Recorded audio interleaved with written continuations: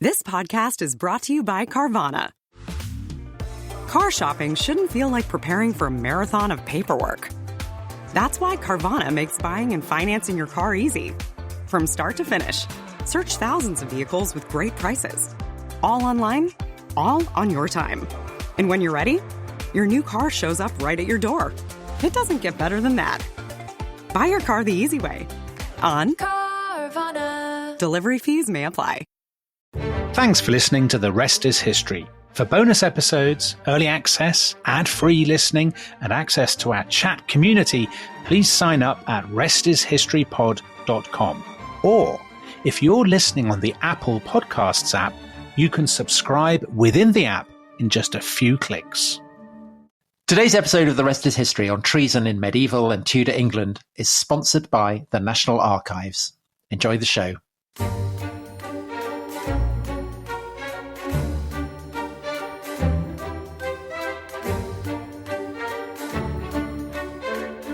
Hello and welcome to The Rest is History. And Dominic, this has been a month absolutely full of news, has it not? I mean, one could say there's been an excess of news. You can never have too much news, Tom. Well, I don't know if you saw a few weeks back in the Sunday Times, one of the many papers for which you write. Of course, I must have read every word. Well, so did you notice this? That there was a report about the treason laws. And it said ministers are planning to, amid all the other things they're planning, ministers are planning to update Britain's 650-year-old treason laws so they can be used to prosecute jihadis, hackers, and other malign actors who swear allegiance to a hostile foreign power. You will recall that I was described as a malign actor by the Scotsman at the Edinburgh Festival, Tom, for my performance as Thomas Becket, a man who himself had his issues with the monarchy. Well, it would be very exciting if bad acting could be included in the remit of the Treason Act. Your Marilyn Monroe impersonation. So I guess that what they're talking about there is particularly, I mean, the notorious case is Shamima Begum, isn't it? The girl who went out from London to become a jihadi bride, and the ISIS Beatles, again, the people from Britain who went out, pledged allegiance to the Islamic State, burned their passports, all that kind of stuff, and the difficulty of applying the treason law. But I guess the thing that really stands out for lots of people is that there is a treason law and that it is 650 years old. It's a good story, isn't it? Now, people may have noticed, Tom, from the unusual, the extraordinary charge, the intimacy of our opening banter, that we're actually in the same room for once. Gazing into each other's eyes. It's incredibly moving. You have to be here, really. We are at the National Archives, aren't we, Tom? And does it have anything to do with treason, Dominic? It does. Let me just say this. Tom, have you been to the National Archives before as a top historian? I've never been. Never been. So, Tom, this is a very exciting and moving moment. So we're at the National Archives and they have an amazing new exhibition that is starting this autumn, and it's all about... On the 5th of November, I think. All about treason. So... we thought we would come along. 5th of November. There you go. So we thought we would come along, Guy Fawkes style, have a little look. And Tom, we are very, very fortunate because we are joined by an absolute top treason expert, one of the men behind the exhibition. It is, of course, Ewan Roger. Ewan, thank you so much for joining us on The Rest is History. Hi. It's a great pleasure to have you on the show. So is this something that you've always been into? Have you always had a sort of treacherous heart? It's, I think, treason legislation and the Treason Act and this treason exhibition that we've been working on, it really brings in so many different things about medieval, modern history. I think it's almost impossible not to be fascinated by some of the subjects that it covers. Yeah. And so, it's been just exciting to try and dig into some of these stories and tell that long, long history. So, Tom, you did, in characteristic Tom Holland fashion, I know you've done loads of preparation on Roman treason, which sadly we won't have time for today. But maybe we'll come to it in some the idea of treason manner. Has obviously been... Treason as being a crime that's different from other crimes. That's been around for a long time, right? Yeah, so concepts of treason have been around for a really, really long time. In England, it's Alfred the Great that we really start to see what we might think of as high treason, distinguishing the crown from the nobility. But concepts of treason have been around for forever, really. That idea of betrayal, that idea of someone letting you down or levying war against you or plotting your death, it's been around for a very long time. Could I just very briefly mention the Romans. I knew he was going to. So they had this idea of majestas, as lèse majesté, the idea that you commit an offence against the majesty of the Roman people. And that's something that exists under the republican system of government. But then when the Caesars come to power, it starts to be applied by individual emperors to take out their enemies. And so an idea that you can commit treason against the state starts to narrow down and become the idea that you commit treason against an individual ruler. But in England and then ultimately Britain, it's the other way round, isn't it? Over the span of the centuries, this 650 years that the Treason Act has been in existence, to begin with, it's very focused on the figure of the monarch.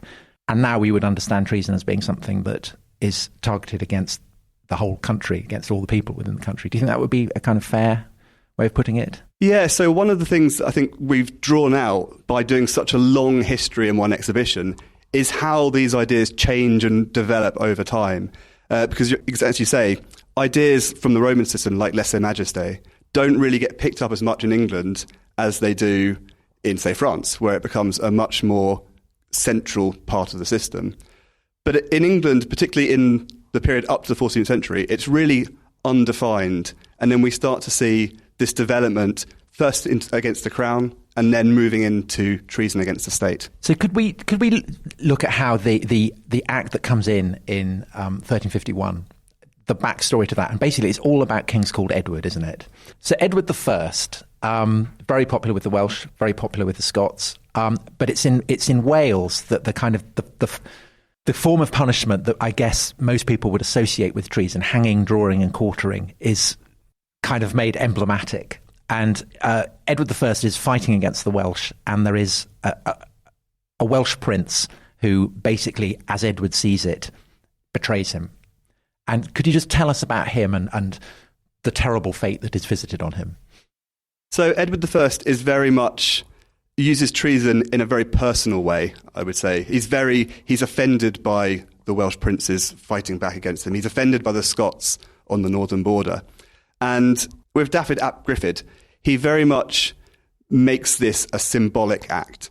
So they specifically link specific crimes to actions. So drawing out of entrails is very much linked to specific acts. Hanging someone, drawing them. Drawing is actually the most emblematic punishment associated with treason, being drawn. So what's it symbolising? It's, in a way, I guess it's a form of taking someone down, or embarrassment's the wrong word, but making someone suffer a very visible punishment. They're drawn at a horse's tail through the town or through the city to the place of execution. And some people were practically half dead by the time they got to the actual point of execution. And the hanging, is that you're kind of lifting them up from they're no longer allowed to keep their feet on the earth, on the soil of the country? It's spectacular. A hanging is spectacular. A huge crowd can see it, right, in a way that they might not be able to. But if there's a symbolism to it as well. Yeah, of course. And presumably the castration element as well, you're extirpating the entire line. So hold on, the castration, is that drawing, or is that part of the drawing phase or the quartering phase? So the drawing is actually the physical being drawn by a horse's tail. It's not that disemboweling process. Okay. That is often part of it. That's often part of the punishment that is brought out, but that's not the drawing as such. They've almost been conflated over the years. But the hanging element is visible. We know in some instances, for Edward II's reign, for example, that Hugh Spencer the Younger gets seemingly hanged on a huge set of scaffolds so that people can see this is visible, this is public. But they're not allowed to die at that point. They're then brought down, often disemboweled, sometimes castrated, but not always. And then finally they're quartered. So that the four parts, they're cut into four, right?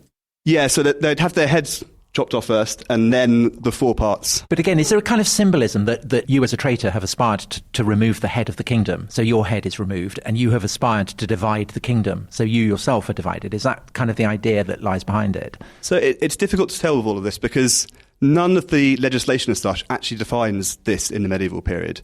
It's just custom. It's custom. It's brought out in law codes, but it's never really defined. Particularly while treason is undefined prior to the 14th century.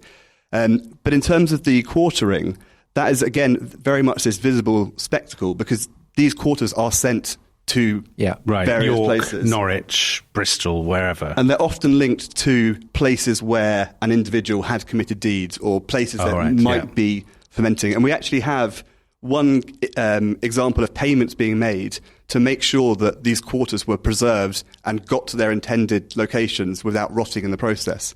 So we know that they are being sent to these places and they are being exhibited, and they don't want them to... They're like in a barrel of wine or something like that, are they? It's a lot of salt, I think. Salt and lots of wrapping is the key element. I'd volunteer for that job. Of course you would. If you're going to do a medieval job. Law and order. Yeah, I'm very much about social stability. Yes. So talking of social stability, let's move on towards some of the documents. I know, Tom, you love the quartering, but we have to talk about some of the historical stuff, because you have the most amazing selection of documents. You start with the Treason Act. So the road to the Treason Act, how do we get there? Like, why do people feel they need it? So under Edward I, we very much get treason being used as a charge against the king's enemies, whether in Wales or... and are they going to trial? Are they being tried? So this is a very interesting question, because Edward I's prosecution of these people often relies on what's called the King's Record. So in medieval thought, you're not supposed to be accuser and sentencer or in the same moment. So Edward I comes up with this elaborate concept where essentially he presents evidence to, say, Parliament, for example, and they are required to say whether these instances are classed as treason. Are they treasonous? When they say that they are, the king takes that as this evidence being presented to him by his nobles, and his justices can then proceed to sentencing. And that is different from bills of attainder, which you mentioned the dispensers, who are not things you get soft drinks from. They are powerful noblemen in the reign of Edward II, father and son, and they get attainted, don't they? And that's kind of slightly different, that namely the king can basically say, I'm bringing in a specific bill of attainder against you, Hugh Despenser the elder, Hugh Despenser the younger, and they get killed. Except in this case, it's complicated because it's actually the king's enemies who are doing it. Yeah, so I would say it's a dual concept. Edward II's reign is a bit of a nightmare for treason, because you get, on one hand, the King's Record, on the other hand, this attainting process. And we should probably just briefly say what attainting means. It's literally to do with a taint on someone's bloodline. So the main way that treason is different from any other crime, murder, for example, is that nobles, estates, and goods are forfeited to the crown indefinitely. Their heirs cannot inherit. So the crime of the father is inherited by the sons and grandsons or whatever. Yes, very much so. And that's what makes treason, at a moment where you're talking about nobility and the crown, that is a powerful tool. And what you see in Edward II's reign is factionalism, favourites, utilising these charges. Whoever's got the king's ear can use this charge, this accusation against their enemies. And it becomes a powerful way of wiping out entire bloodlines if you have the king's ear, if you have power. And that's really where I think the Treason Act comes from, because if you can charge anyone with treason, it doesn't really have a meaning anymore.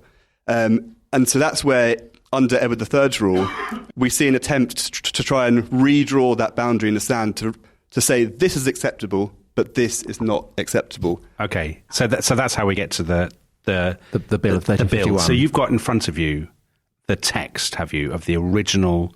This is the original text of the Treason Act, basically. Yeah. So what we've got here, and this is very much the heart of our exhibition.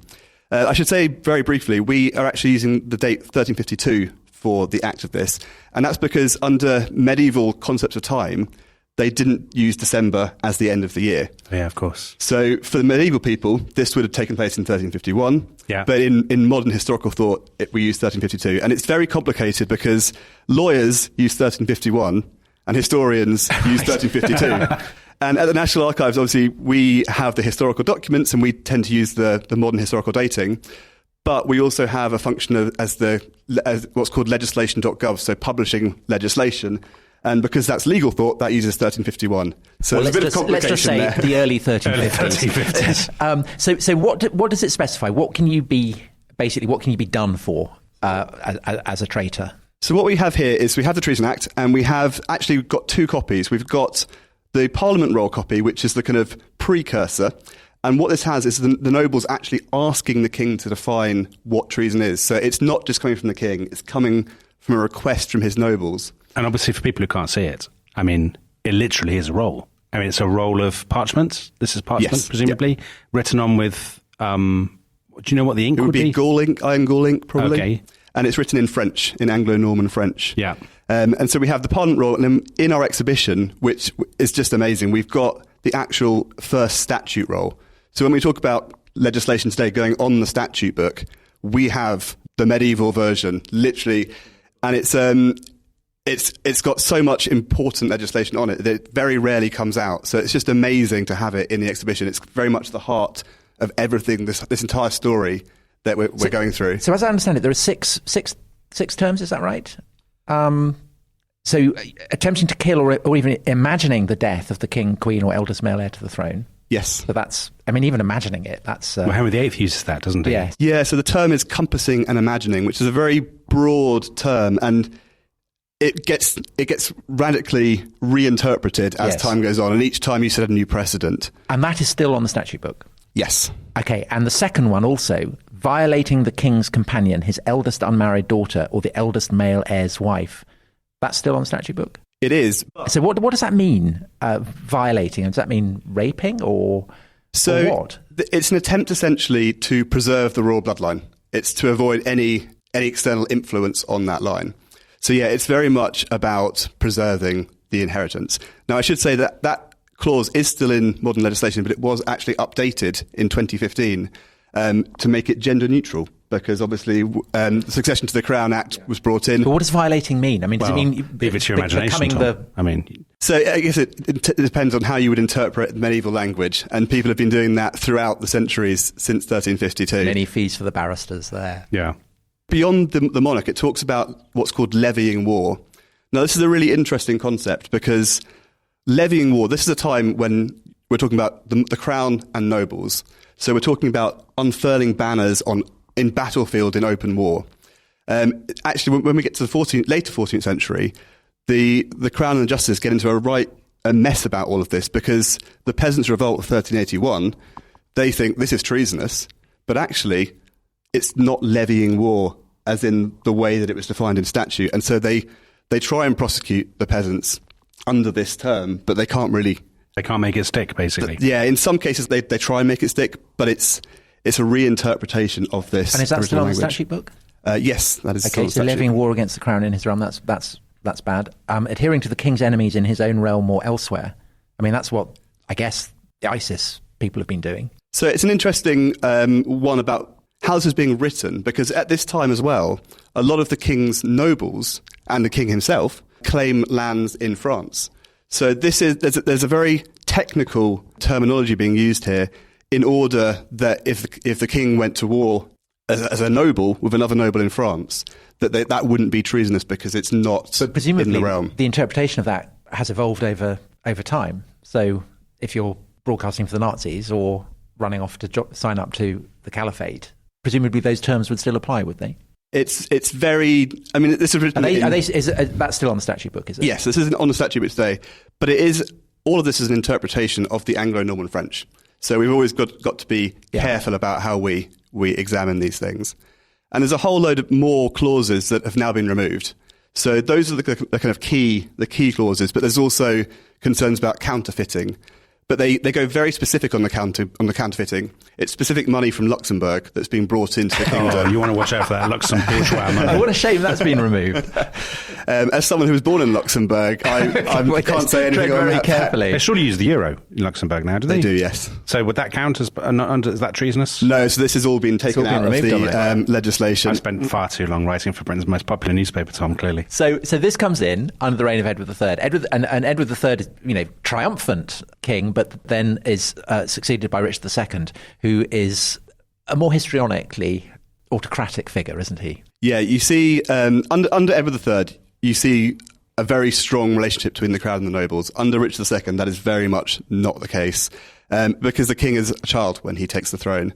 And you see a lot of factionalism returning, and we've kind of talked about that more in the exhibition. We've actually got inventories of some of the goods that the favourites are forfeiting, including there's a lovely bed cover which is embroidered with butterflies, and that's one of the king's nobles has got this butterfly bed set. But Richard II ends up deposed by his cousin, who becomes Henry Bolingbroke, who becomes Henry IV. I mean, toppling a king, an anointed king, that's the definition of treason, isn't it? So Henry IV is a traitor, presumably. So this is a very interesting question, because when Parliament are considering all of this, and when the nobility are considering all of this around Richard's deposition, they get almost the way there, but they depose him first. But they force him to abdicate willingly, in quotations, I would say. So it's very much, they don't take that final step. And one of the really interesting things we've seen putting this exhibition together is that process by which, in the 17th century, they will take that final step. But under Richard II, it's not, Parliament's not quite powerful enough to do it. They're sort of inhibited from doing it, basically. But does that mean that in the reign of Henry IV and Henry V, if people are rushing around saying, actually, you're usurpers, Richard II is the true king, are they being condemned as traitors? Yeah, so we see at this time treasonous words start coming into the mix. So this idea of compassing and imagining, there's a question of what that actually means, what the action is. Is there an overt action of actually trying to imagine or plot or plan the death of the king? And under Henry IV, we start to see words being brought into that, particularly words around claiming that Richard II is still alive. So we've got an amazing bill in the exhibition of someone called John Whitelock, and he says, "I was with the king in Scotland. He is still alive. He should be put back on the throne." He's a conspiracy theorist. He takes it to a great extent. He actually offers to submit himself to the royal justices and put himself in the Tower of London and says, "Test my story." Ooh, and that's if you find I'm wrong, punchy. I will submit to any punishment that you ascribe to me. But if I'm right, let me free and put Richard back on the throne. We don't know whether his claim was actually tested, because he actually breaks out of the Tower of London and escapes. Oh. Does he? And he had an inside man who actually suffers a traitor's fate in his stead. Right. So the guy who helped him sneak out gets hanged, drawn and quartered in his place. Oh, that's harsh. So before we go, in the second half, we'll move into the Tudors. But before we get to break, because we've got a few minutes just before the break, can you tell us something about, because you've got some other amazing looking documents here, which are from the sort of very late part of the medieval period? Yeah, so what we've got here is that extension of compassing and imagining. So we have words, first of all, but then we have ideas about astrology, magic, necromancy as being treasonous. Ooh, treasonous magic. Tell me about treasonous magic. So this is a story of Eleanor Cobham, who's often described as a royal witch. She is the wife of Humphrey, Duke of Gloucester, who is the king, so Henry VI, his uncle. And he's essentially next in line to the throne if Henry VI dies, because he hasn't got an heir at this point. And what Eleanor and her associates are accused of doing is summoning spirits and magical demons to predict when the king will die. So they're not plotting the death of the king as such. But that's the whole imagining the death yes, of the king. So they're trying to work out when this will happen and when Eleanor will become queen. And she's the one who ends up kind of Game of Thrones style, having to walk the walk of shame through the streets of London. Like Cersei Lannister. Yeah, so we have, her trial's really interesting. So we have two sides to it. There's the trial for treason, which is slightly fudged, because they don't have in precedent a way of putting a noble woman on trial at this time. Right, so for women, it's different, is it? The penalty, or...? So under the Treason Act, well, actually the Treason Act doesn't define the punishment but for treason. But the tradition is that a woman would be burnt rather than hanged, drawn and quartered. But they don't really know, under Magna Carta, nobles at this time have the right to be tried by a panel of their peers, a jury of their peers. But it doesn't say anything about women. So they don't really know how to try Eleanor. So they put her on trial as a kind of an associate. They put her associates properly on trial. But they also have this secondary religious tribunal for which we don't have the records. And they are the ones that find her guilty of certain heresies, and she's made to walk a public walk of shame. Shame. On 3 occasions. Shame. You'd be very good at that, Tom. You've missed your calling. Yeah. So the document that we have about that, what's this specific document? So in the exhibition, we've got the indictments against her associates, who are 2 of them are, well, one of them is hanged, drawn and quartered. One of them dies in prison while waiting the results.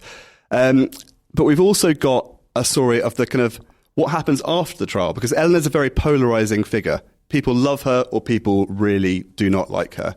And we have a case here recorded of someone who essentially is very pro-Eleanor and anti what has happened in the trial. And she accosts Henry VI while he's riding across Blackheath and essentially says, "You are stupid. The whole of England knows that you are stupid. Send Eleanor back to her husband," because as well as this public walk of shame, she's been made to divorce her husband, or her marriage has been annulled because it was claimed that she used magic to seduce Humphrey in the first place. Right. Actually, that's probably not true. We think it's probably a fertility medicine or fertility magic that's been used. There's a woman called the Witch Next Eye, Marjorie Jourdain. The Witch Next Eye. Next Eye. So Eye is a place near Westminster. Oh, okay. So it's the witch that lives near Westminster. Yeah. And she is actually burnt as part of this process because she's accused of providing Eleanor with these magical potions, these magical remedies. Okay. I mean, this is very much the kind of the traditional understanding of how medieval. This is exactly, As a modern historian, this is precisely how I imagine medieval history to be, which is fertility rituals, people shouting that other people are stupid. I mean, but having said that, I mean, Eleanor isn't burnt, is she? I mean, she gets kind of packed off. Yeah, she's sent away for life imprisonment in the end, but no physical punishment. But in reaction to this, they changed the law, so they now work out this knotty question they hadn't got to grips with before. And peeresses of the realm are now put on trial by a jury of their male peers. Right, and so that will become important for the Tudors. Yes. And the last document that we should look at before we go to the break is... That's the best aesthetically. It's a wonderful document issued by the first of the Tudors, Henry VII. So this is a huge roll. It's a massive roll. It's a massive roll. I mean, if you unfurled that roll, Tom... I'm not exaggerating to say you could unfurl that roll and it would stretch from here to the exit of the National Archives. You could carpet the whole corridor, couldn't you? You could carpet Tom Holland's house with that roll. So that's in the name of Henry VII. Who is the traitor who is being figured in that roll? So this is a very interesting document and entry. This is the attainder of Richard III. So again, that same attainting process. But when this is brought before Parliament, Richard's already dead because Henry has killed and defeated him at the Battle of Bosworth. Henry Tudor, categorically a traitor at Bosworth. He stands up against the king in open battle with banners unfurled, and the king dies in that battle. Except, because Henry is now on the throne, he posthumously attaints Richard III. And he does this... But presumably he's not calling him Richard III, he's calling him Duke of Gloucester or whatever. Yes, Richard, Duke of Gloucester.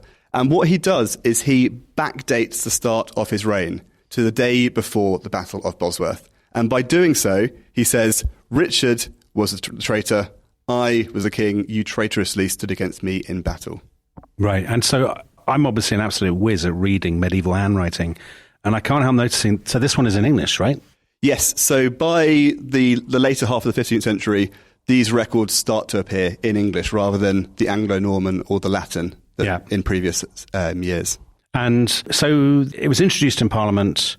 Presumably Parliament is either packed with Henry's supporters or, people have just tailored their cloth to fit the new regimes. So with these kinds of things, nobody would vote against them, right? So it's interesting. With Richard III's attainder, we actually know that there was a bit of dissent, particularly among the Commons, about how this was being received. And we don't have records of that in the parliamentary rolls, but we have it from other accounts that this was sore questioned with, this idea. But ultimately, Henry's in a position of power at this point, and to stand against him and to go against that wouldn't really have been possible. Okay, so the Battle of Bosworth obviously ends the Middle Ages. Modernity begins. The Tudors arrive. And I think that in the break, we'll have a break now, and then when we come back, we'll look at how the Tudors use... Top treason coming out, haven't we, Tom? Top treason coming. But if you want to see the documents that we've been discussing, or any others, do come to this incredible exhibition, Treason, People, Power and Plot at the National Archives. It is absolutely free. You don't even need to book it. and you can get information on the opening hours and all that kind of stuff at the National Archives website, nationalarchives.gov.uk. We will be back with Tudor treason trials. This episode is brought to you by Rocket Money. Tom, we often talk about how to organise our finances. I'm very conscious that I'm paying for a lot of mad subscriptions. And there's one thing that we've talked about often on this show. It's the thing that we probably hate more than any other, and it's a hidden fee. I would love to get my finances under control. There are all these things piling up on our bank statements, and I think I need to fix this problem. I need to sort this out and to stop this. I mean, my finances are so chaotic that I need this app. So I'll tell you what it is. It's called Rocket Money. It's a personal finance app that helps find and cancel your unwanted subscriptions. It monitors your spending and it helps to lower your bills so that you can grow your savings. With Rocket Money, you can track all of your subscriptions and you can easily cancel within the app with just a few taps, saving you time, avoiding charges. And you can also set budgets and goals and get personalized insights and regular reports to track how you're doing. They will even send you real-time alerts for large transactions, upcoming bills, refunds, and even low balances. So let Rocket Money help you reach your financial goals faster. Join at rocketmoney.com/ishistory. That's rocketmoney.com/ishistory. rocketmoney.com/ishistory.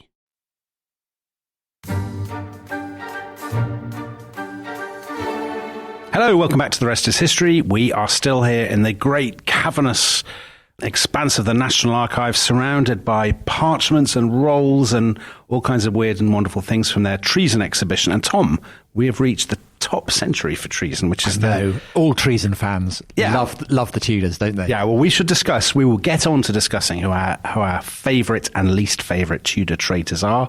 Spoiler alert, obviously Thomas More is a very bad man. So Ewan, in the first half, you were taking us through a lot of medieval treason. So what should we start with? So I have here, I'm rustling this piece of paper, which I'll reassure people. That's not a piece of parchment, is it? It's not a piece of parchment. No. It is a printout of a transcript. So, whereas Anne, late Queen of England, lately our wife, lately attainted. So everyone knows where we're going with this. This is Anne Boleyn. So Anne Boleyn's treason trial, she is tried by peers, isn't she? She is, yes. So she's guilty of what? Witchcraft? Imagining the death of the king as well? So not witchcraft. Okay. The accusations against her, so we've got her trial records in the exhibition and they practically never come out. So this is an amazing opportunity to come and see them. They accused her of incest with her brother and other several courtiers, and of plotting the death of the king and inciting them to plot the death of the king. But there's no charges in here of witchcraft. Even though Henry thought that, Henry put it about, didn't he, that he'd been bewitched into marriage, but they don't think that'll stand up in court, basically. It's not recorded in the trial proceedings. But they do go into a lot of detail in other instances. So they talk about her and her brother George and tongues in each other's mouths and all this kind of this detail. But does that count as treason? Because you're I don't know, committing you're cuckolding the king. Does that come under the remit of the Treason Act? So for the men involved, it potentially does. But for Anne, that's not necessarily a charge that would stand up. Which is why they have to accuse her of plotting the death of the king and inciting. And so that's what gets her. She's convicted of treason. Yes. Okay, so the next question is, the penalty for a woman is to be burnt. So why is she not burnt? So it's described as an act of leniency on the king's behalf. I'm not sure that's quite the way that we should be thinking about this. But he arranges, and we have the warrant for this, he arranges for her to be beheaded at the Tower instead of being burnt. Yeah, here and this is he's writing to William Kingston, the Constable of the Tower, and he says, "We moved by pity do not wish the same Anne to be committed to be burned by fire. But we command that immediately after receipt of these presents upon the green within our Tower of London aforesaid, the head of the same Anne shall be caused to be cut off." Interestingly, this document is now in a book. It's bound in a book, so it's not on a. They've dispensed with rolls. I mean, I'm betraying my ignorance of medieval archives here. So we have the trial records are on parchment rolls. Yeah, but they're actually there's an interesting materiality to them in that they're part of what are called the bags of secrets or the bag of secrets. And this is a whole series of records that are literally kept in parchment bags, and they're kept in a secret cupboard at Westminster, to which only 3 people have the key. Even now, isn't it? So not today, not since the 19th century. And these are trials that are particularly constitutionally important or have some sort of particular importance, and they'd literally take the records and put them away where they could be kept secretly. So as I understand it, part of Henry VIII brings in new refinements of the Treason Act. And one of the refinements in the specific case of Anne Boleyn is that it becomes treasonous to defend Anne Boleyn. Is that still on the statute book? Could Tudor historians be accused of treason? So pretty much all of Henry VIII's additions to treason legislation are removed as soon as he's dead by his son and his son's council. Right. They say he's gone too far, and they take it right back to 1352. And they do that actually throughout. So obviously Henry breaks with the Roman Church, and that creates a whole lot of new treasons in and of itself. But as the country moves from being Catholic to being Protestant to going back to Catholic again, you see new legislation being introduced and then immediately repealed by the successor. So they always go back to 1352. It seems to be that they're seeing it as the core legislation. It's the treason equivalent of Magna Carta. Yes, exactly the same. So you talk about how the introduction of the Reformation complicates the whole business of treason, because obviously if you don't want to sign up to the Reformation as a matter of principle, then you have to decide whether what is the worst, to forfeit your immortal soul or to risk your life by committing treason. And the emblematic figure who decides that he would rather lose his head than his soul is Thomas More. The idea that people will betray their country rather than their ideals, do you think that concept begins with More in British history? It's a challenge that's never really there in the same way before Thomas More. But I think you do see, I'm thinking back to Richard II's reign, for example, you do see nobles standing up against, they're not afraid to suffer the consequences. And we do get people, particularly in Richard II's reign, saying, I will stand up for these beliefs.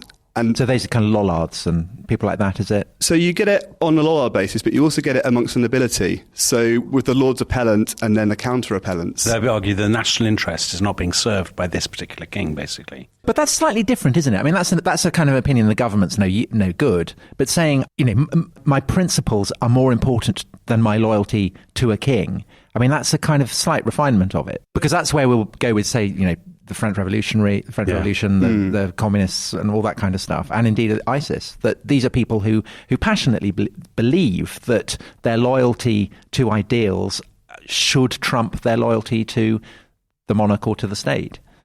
Yeah, I think that's correct. In the earlier period, it's very much the process is not right. I'm not getting a fair trial, and that's what they're standing up for. But you're right that with the break from the Roman Church, we do see this spiritual element being brought into it. And it's there with the Lollards, but it's never really there on a nationwide scale as it is with the break from Rome. So before we move on to the next document, let's just focus for a second on Thomas More. I think you're unsound on Thomas More, Tom, because we've established in previous episodes of The Rest is History that you're, I think, deep down... Crypto-Catholic. I think you're a bit unsound on the Reformation, aren't you? It depends on your definition of soundness. I think I'm impeccably sound on it. So on Thomas More, are you a Hilary Mantellite or... No, I'm not. Yeah. No, I'm a man for all seasons. Are you? You're a man for all seasons? Yeah. I really admire More. I'm absolutely team Thomas Cromwell. I love Thomas Cromwell. Of course you are. But so Cromwell also ends up with his head off. And that is unjust. And that's the result of a bill of attainder, isn't it? So he's not brought to trial. Henry just says, I'm bringing in a bill of attainder, off with his head. But he's not guilty of treason, is he? Is he guilty of treason? I think he is. Well, because a bill of attainder is... Somebody's nodding. They're actually, we haven't told the audience, but there are people in the background, and people are nodding. Yeah, because the bill of it, if you're attainted, then you're a traitor, and so that remains a kind of arrow in the quiver of the monarch. So yeah, from the Wars of the Roses onward, basically parliamentary attainder is the way you go to prosecute someone for treason. So it's the go-to measure, because if you have Parliament support, you introduce it, and they are attainted, in fact, by Parliament. So it definitely becomes the go-to measure. But again, Thomas More's records are squirreled away into these bags of secrets. And we actually have, that they're really interesting in that they record his own words in them. And they record them in English as opposed to the Latin, so that they can bring him down on these words about, for example, the sword with two edges.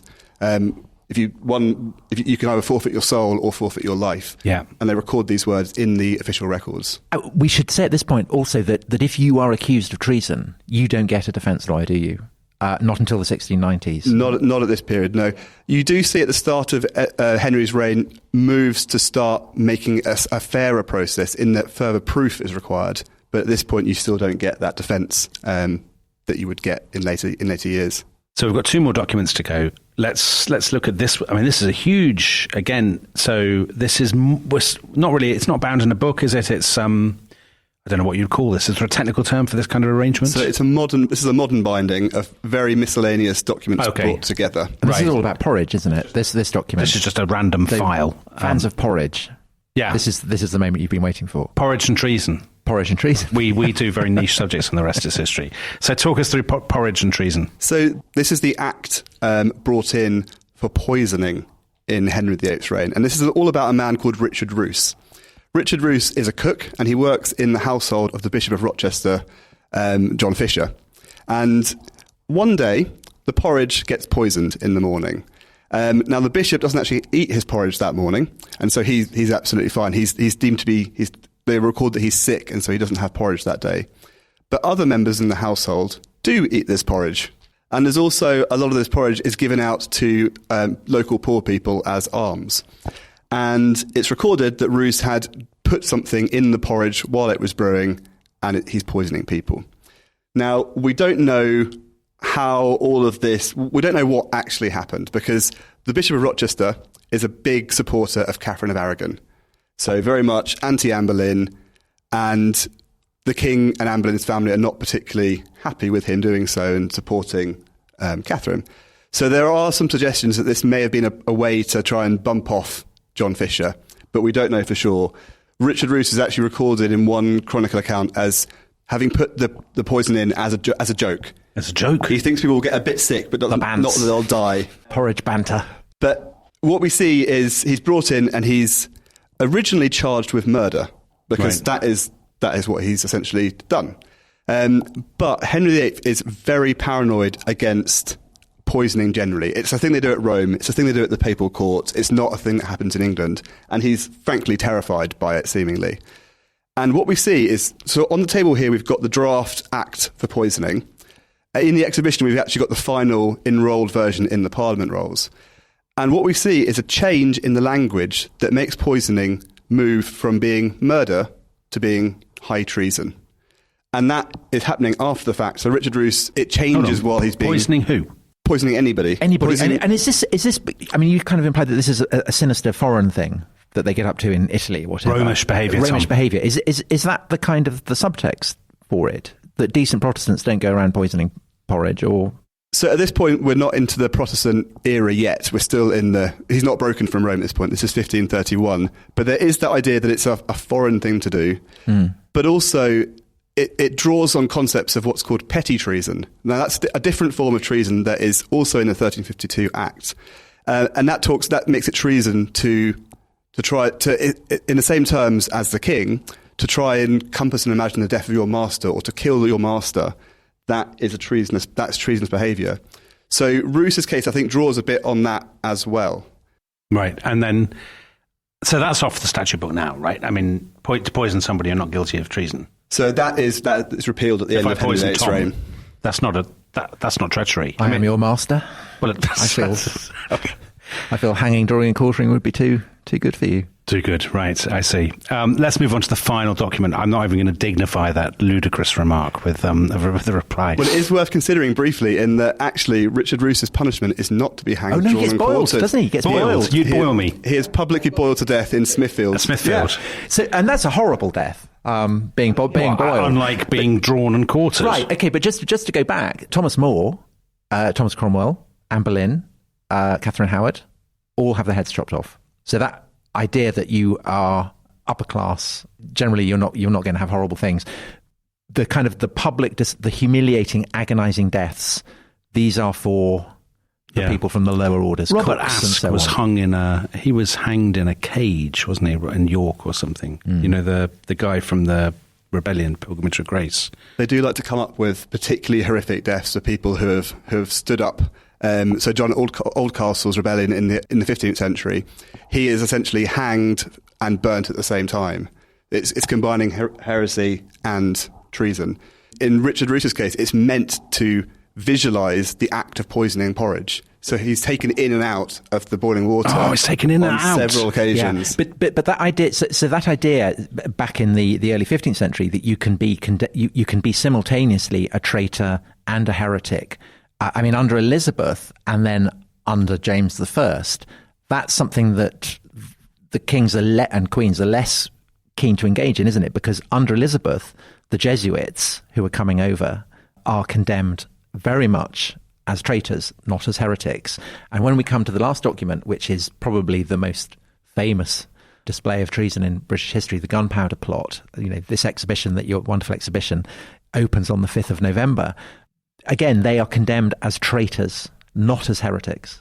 So at this point, it's interesting in that because they've broken from Rome, there is now that split in terms of, on one hand, the crown and state are very much against people supporting Catholic plots, for example. But there is also a sense that you can be a recusant and you can privately worship, but you can't support foreign powers against the monarch. And that is something that, with the break from Rome, becomes considerably more part of what's going on. Most of Elizabeth's reign is very much religious treasons coming to the fore. So the document that you've got, so this is from the Gunpowder Plot. Do you want to talk us through what this is? Yeah, so this is the Monteagle letter, or the Mounteagle letter. Oh yeah, we love the Mounteagle letter, don't we? We do, well, because we did an episode on Gunpowder Plot. So tell us about the Mounteagle letter for those people who've been foolish enough not to listen to our... Well, they can listen to it now, have a interest whetted, and then rush off and listen to the... They'll have a sneak preview now from Ewan. Absolutely. And they can come and see it in the exhibition because it's going to be out on Everybody display wins. as well. Everybody. So this is a letter that is essentially it's delivered to Mounteagle, a few days before the Gunpowder Plot is about to take place. And it essentially warns him to not go to Parliament, to go to his country estate. And it says, essentially, this is not a joke. Don't go to Parliament because bad things will happen. This is not a drill. They will receive such a blow. Is that the one? The Parliament will receive a terrible blow. Yeah. And as a consequence of this, they go investigating and they find eventually the gunpowder. They don't find it the first time. They think that Guy Fawkes is a servant. But on going back again, they find the gunpowder. And it's interesting, the Gunpowder Plot, in terms of thinking about this move from crown to state. Because on one hand, they're targeting the king, but also the king in Parliament and that institutional damage that would have happened had it gone ahead. But it's also targeting the Protestant faith, and that's why it becomes the emblem of British Protestantism, isn't it? For right the way into the 20th century.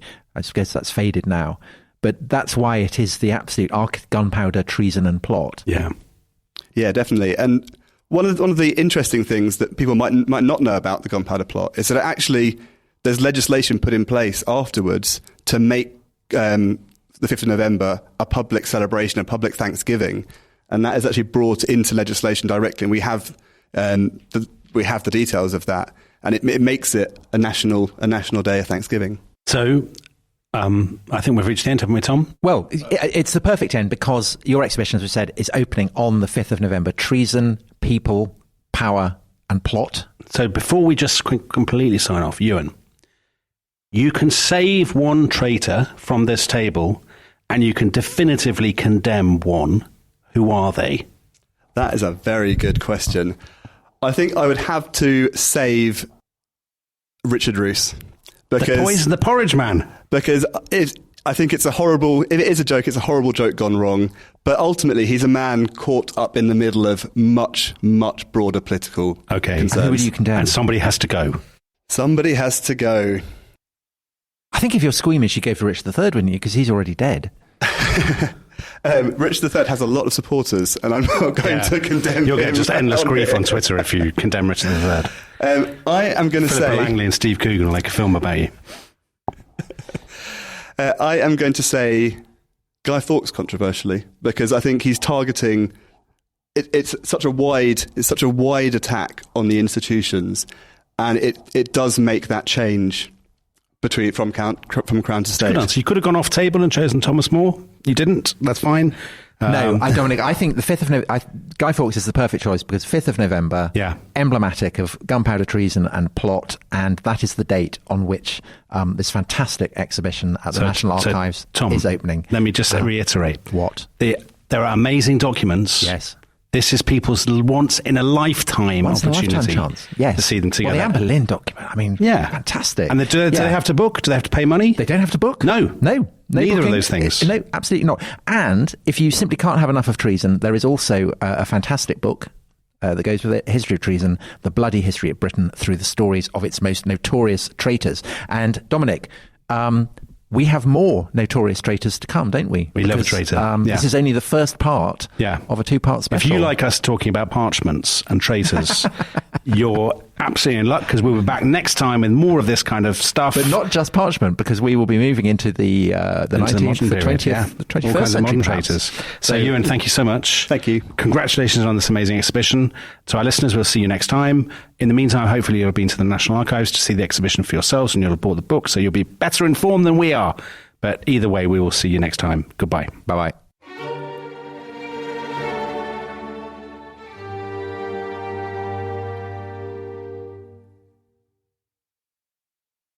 Thanks for listening to The Rest is History. For bonus episodes, early access, ad-free listening, and access to our chat community, please sign up at restishistorypod.com. That's restishistorypod.com.